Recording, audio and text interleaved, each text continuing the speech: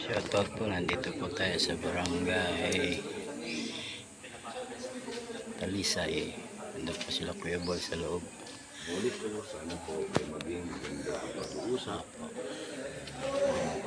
Sana po magkaayusan po sila, no, para po hindi na po maabot sa asam pa man ang kanilang usapan.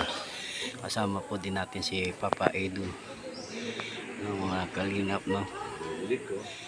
Yan po ang pag-uusap nila Papa Bal at ni Kuya Edu, si Kalingap Edu. Yan po si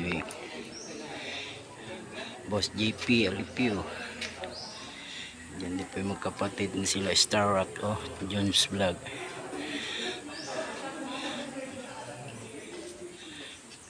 Yan din po sila Kuya Mel, sila Roda, Bilador, Manites, tsaka si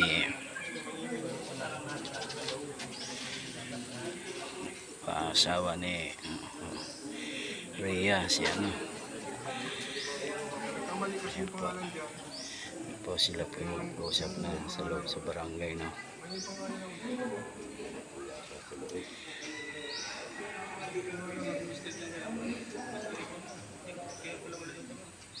May pangalan kasi iba yung ano na doble yung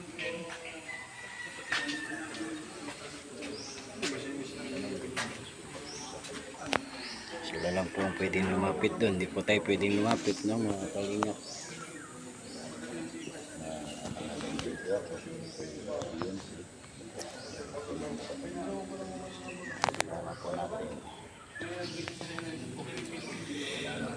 Kailangan po din natin po na sumunod sa rules, no.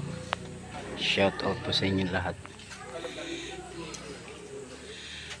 Ang usapan po launa pasado na po. Ayan po si Papa Bal, tumingin pa po sa kanya relo, no. Para po magkasundo kanilang pag-uusap.